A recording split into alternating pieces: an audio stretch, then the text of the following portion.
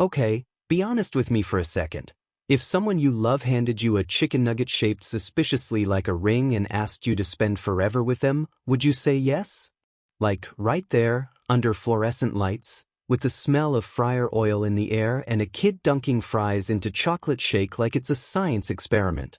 Because that's basically where I found myself, except I didn't mean to do it. I didn't plan a fast food engagement. I had a whole curated, Pinterest board-level plan that involved flowers, a string quartet playlist, and the kind of sunset that makes you believe in movie endings. And then I proposed with a nugget. Accidentally. This is one of those stories where chaos, love, and a little crispy breading collide in full 4K. And I want you with me because there's a reason we love these that goes here bended up there moments. It proves something we don't say out loud enough. The best parts of life don't come from the script. They happen in the cracks when the plan falls apart and your heart blurts out what it's been practicing. That's not just a millennial Pinterest lesson either. If you're a senior watching this, it hits even deeper. You know better than anyone that the money, the staging, the trends, they fade. The story you tell at the holidays, the one that gets passed down, the one you laugh about for years? That's the part that matters. And if you're on a fixed budget or just not into big displays, you're going to love how much joy there is in a $2 moment that turned into the most expensive yes of my life. Here's what we're going to get into: how a perfectly planned proposal unraveled in the most public way possible, why a nugget became the main character, what went through my brain when I realized I may have just proposed with a processed chicken circle, and the surprisingly wholesome ways people reacted. Also, the tiny things that made it work. Not the ring price, not the view, just the little rituals that make a relationship strong enough to survive, well, and we'll talk about what you can take from it, whether you're planning to propose, reminiscing about your own, or just here for the chaos of a story that should not work but somehow, gloriously, does. So, context matters. I'm 28, she's 27, and we've been together 3 years. Our origin story is already kind of crispy. We met at a community fundraiser with a food truck row.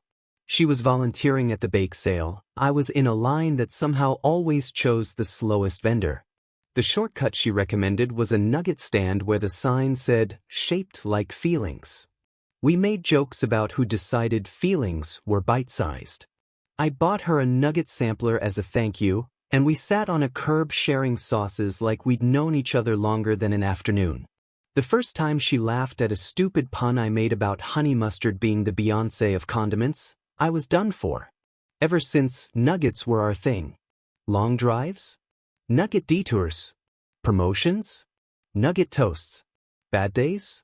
Nugget therapy. Don't judge. It's cheaper than couples therapy and comes with tiny paper hats. She'd hold up one shaped like a heart or a boot and declare what it meant. Hearts were romance, boots were resilience, weird abstract blobs were mystery, which is how we keep it spicy.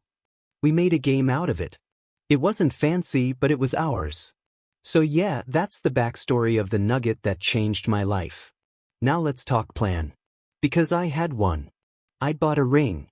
I had it tucked into this little velvet box that was somehow more intimidating than the ring itself, like a tiny bear trap for your soul.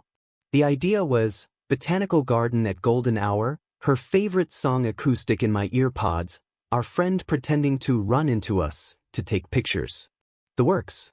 I was going to say something thoughtful about all the places we've eaten together, rooftops and truck stops and the couch we should have replaced, and then pivot to the idea that anywhere with her is home. I rehearsed it. In the shower. On the bus. To the dog at the park who is probably keeping my secret.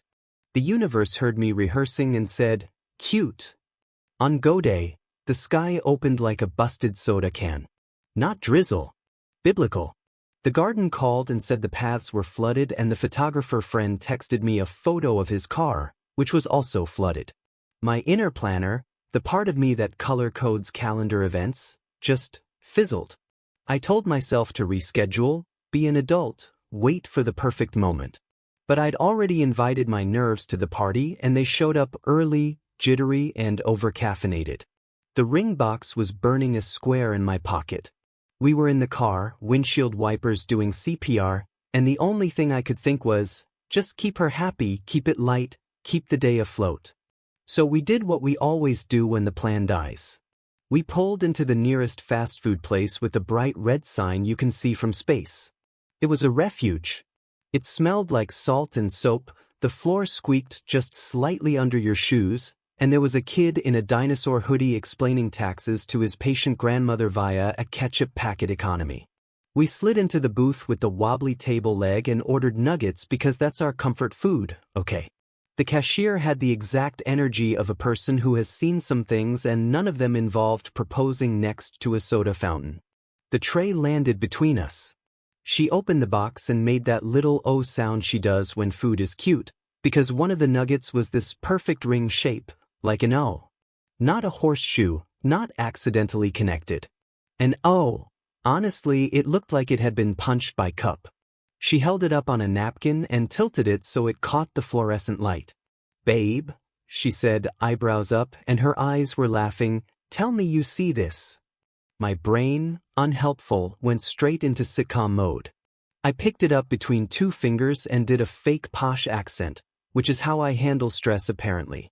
"Milady," I said, because yes, I live to regret things, "would you care to accept my hand in nugtrimony?"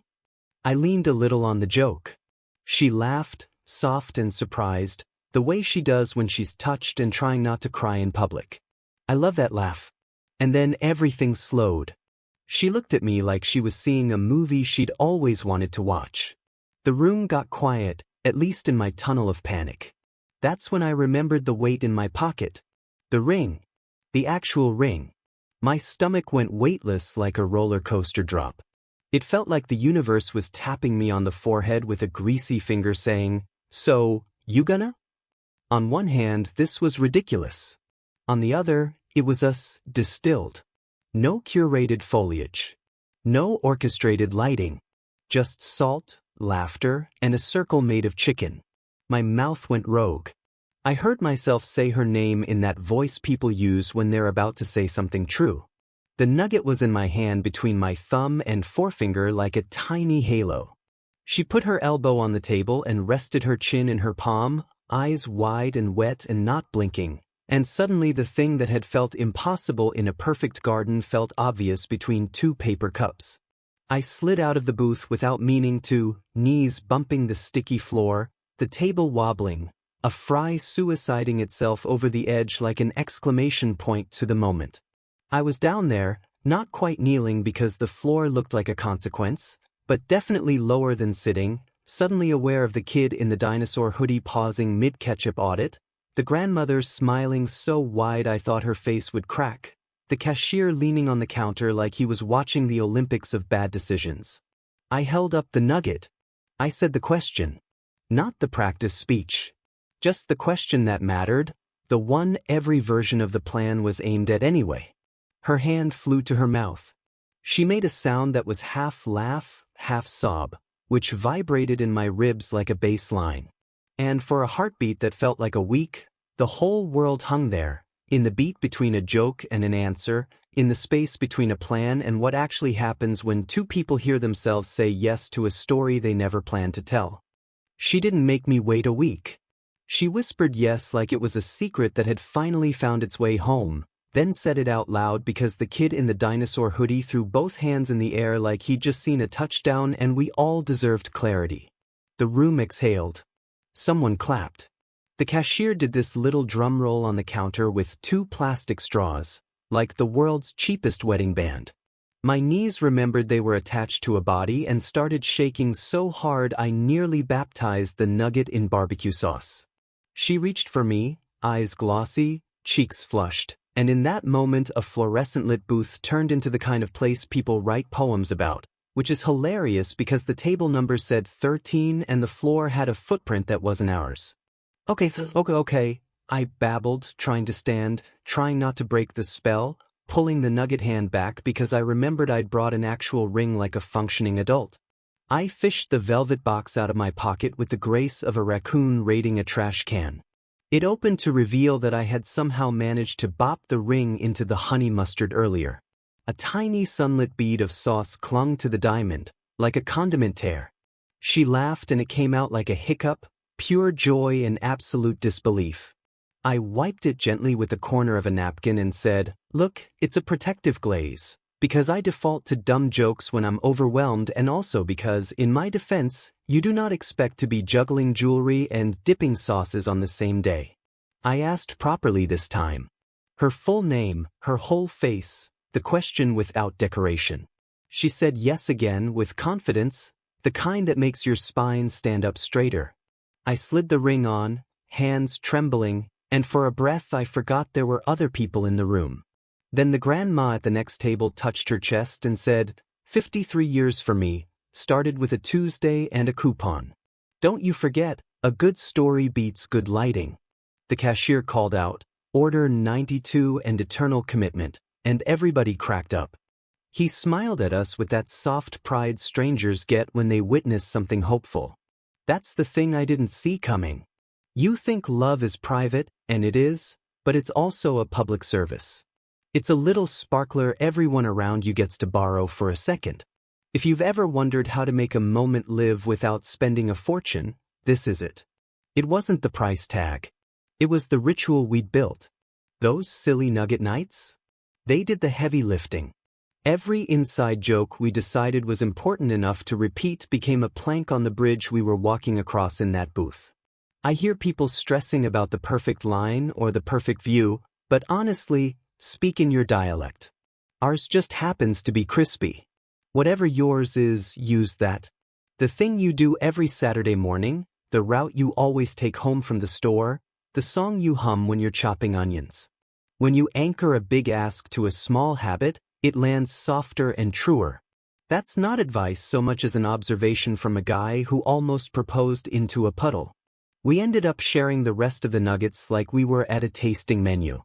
The kid in the dinosaur hoodie walked over with the solemnity of a tiny accountant and offered us a ketchup packet, then whispered, "Taxes." His grandma laughed so hard she had to dab her eyes. The manager slid us an apple pie on the house and said, "For luck," which, if we're measuring luck in flaky pastry, we're set for life. She kept staring at her hand like it was a new planet. Every few seconds she'd turn the ring and catch the light, and her smile would do this thing where it starts small and then takes over. I've seen that smile 100 times. It's never looked like that.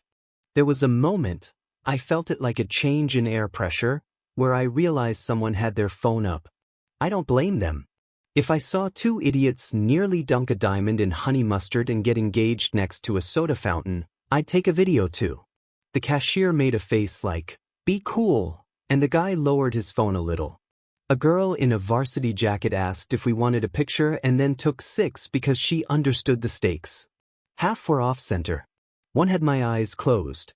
The last one? Perfect. Laughing, leaning in, the ring catching a flare from the overhead light like a star we rented by the minute. On a practical note, for anyone with a ring burning a hole in their pocket and nerves chewing on their ribs, give yourself permission to pivot. Plans are great. Backup plans are better. A sentence that starts with, "You know us," beats an essay that sounds like it was written by a committee of your anxieties. And if you end up somewhere unfancy, bring a napkin, not just for the ring, but for the humility it takes to admit your love story is better when it's a little messy. People feel it when you tell the truth. They lean in. They root for you. Even if they've never met you and they're wearing dinosaur hoodies.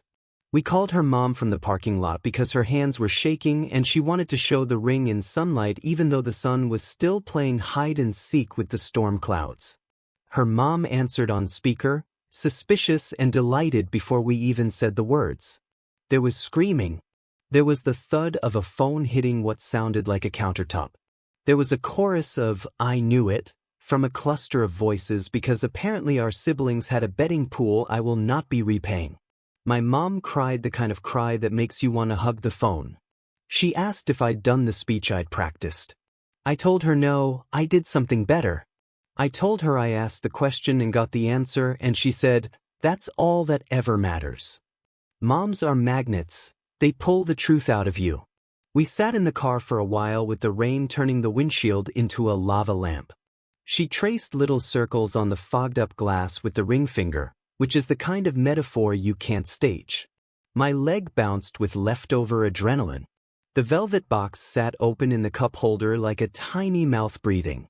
She joked that the nugget was technically our officiant, and I said fine, we owe the fry cook a thank you card. We just kept looking at each other like teenagers. It felt like we just joined a club, except the membership fee was saying what we'd both known and the benefits were everything we already had, plus a promise. By the time we got home, the Varsity Jacket Girl's photo had somehow already floated onto a local community page because the internet is a rumor mill with Wi-Fi. The caption was something like, "He proposed at redacted chain with a nugget, I'm not okay," followed by crying emojis, a ring emoji, and a nugget emoji I didn't know existed. Comments showed up fast. Some were pure serotonin. This is the rom-com I signed up for. Proof you don't need a rooftop for a view. A few skeptics, because of course, but even their cynicism felt like seasoning. My favorite was a comment from a user named CouponCrusader61, who wrote, "We said yes in aisle 7 at a warehouse store, still together 41 years. Don't waste your good life waiting on good lighting." That one got a heart from me. I didn't expect strangers to be so kind. I didn't expect a nugget to have this much range. Mostly, I didn't expect that the moment I tried to choreograph into perfection would become unforgettable precisely because it wasn't. We were just two people being exactly who we are in a place that has never pretended to be fancy. The ordinary turned itself inside out and flashed a little magic at us. I keep thinking about the snapshot of her face at that exact second. That's the picture I'm going to carry, beyond phones and posts and comments and whatever happens when the internet moves on to the next shiny chaos. It's the look of someone choosing. And me choosing back, with sauce on my fingers and a heart that felt huge enough to float the whole booth. The comments section kept doing that thing where it turns into a neighborhood. Somebody tagged the store location like a landmark on a tourist map, and a few hours later we drove back with a thank you card and a box of bakery cookies, because what else do you give the people who accidentally witnessed your origin story reboot? The cashier. His name is Jalen, by the way, which I learned because he was wearing a name tag and also because he launched into a full play-by-play like a sports commentator. He mimed the nugget halo. He did a dramatic reenactment of my almost knee that avoided the questionable tile like it was lava. The grandma wasn't there, but we left a note for her with the manager that just said, "To 53 years and Tuesdays, because some people you only meet once, but they stand in your memory like a lighthouse." And the nugget? Look, I know the question you're asking. Did we keep it? We did not eat it, because even we respect limits, and we did not try to put it in a shadow box. Because we Googled how to preserve a chicken nugget, and the internet gave us nightmares.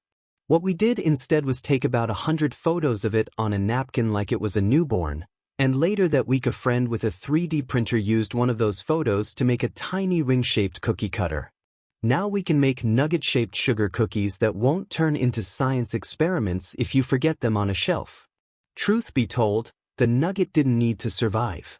The point already had.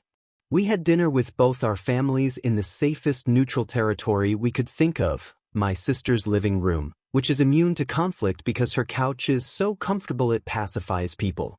The moms exchanged their proposal stories like recipes. My mom said she got proposed to in a laundromat under fluorescent lights because the ring came in the pocket of a jacket fresh out of the dryer, and she figured if the universe chooses spin cycle, you say thank you. Her mom talked about a park bench and a soggy sandwich, and how every time it rains she gets sentimental. The dads pretended to care about the seating plan while secretly ranking dipping sauces. My grandfather, who has the resting face of a man who has seen the ocean toss ships around, lifted his glass and said, "Good love is what you do on boring afternoons." And everyone nodded because he doesn't talk much, but when he does, you write it down. We decided pretty quickly that our wedding wouldn't be a museum of other people's ideas. We want a party where the photos feel like us. That doesn't mean cheap, it means honest. We booked a venue that has more character than chandeliers, The kind of place with a courtyard that looks pretty in any weather and a rule that says you can bring your own food truck if you sign a waiver promising not to block the fire lane. There will be actual food for people who don't believe in nostalgia by Fryer, but there will also be a late-night nugget bar with tiny paper hats because if you're not going to commit to the bit on your own wedding day, when will you? She's writing her vows longhand on stationery that smells like citrus because that's her. I'm practicing mine the same way I practiced that speech I didn't use, but I'm giving myself permission to deviate, to leave space for the moment to breathe. We joked about including a sauce packet in the ring box, and then we laughed until we realized maybe that's exactly the kind of gentle chaos we love. So now there's a debate in the group chat about whether barbecue is too sticky for symbolism. Jalen, who has now become our unofficial hype man, gets a wedding invite. He tried to refuse because, and I quote, "I'm just a guy who hands people nuggets," but I told him that makes him a patron saint in our mythology. He said he has a suit and a speech ready if we need him. We may let him MC the nugget toast under the disco ball. The fun part about telling this story is that people hand you their versions. Engaged at a DMV with a pen borrowed from a stranger. Engaged on a bus after the driver missed a stop and everyone clapped because they needed a win on a Monday. One couple said he asked during a commercial break because he couldn't wait until the season finale. Another said she slipped a ring into a bowl of cereal and then decided that was a choking hazard, so she fished it out with a spoon and said, "Never mind, I'll just ask," and he said yes with milk on his chin. These aren't the things the internet serves us when it's busy telling us to rent alpacas and fireworks. But these are stories you can live in. You can afford them. You can repeat them. You can tell them to your grandkids without needing to pull up a highlight reel. If you're sitting with a ring hidden somewhere in your house or a question that's been getting louder in your chest, here's what I learned with sauce on my fingers. Set an intention, not a choreography. Invite your rituals into the room. Say one true sentence in your own voice. Pick a witness, even if it's a stranger in a dinosaur hoodie, because sometimes you need someone who isn't in your life to nod like a human exclamation point. Keep a napkin handy. Give yourself permission to pivot if the weather or your nerves do what they always do, which is remind you that control is a polite illusion. And if you're further down the road, if you have rings that have seen dish soap and garden soil and hospital hand sanitizer, your yes isn't any less shiny. I keep thinking about the grandma and Coupon Crusaders 61 and my grandfather. They're all saying the same thing in their own dialect. Don't wait to start living your good story. Use what you have, where you are, with who you love, and let it be enough. Maybe you won't go viral. Maybe the only audience will be you too. That's the right size for most miracles.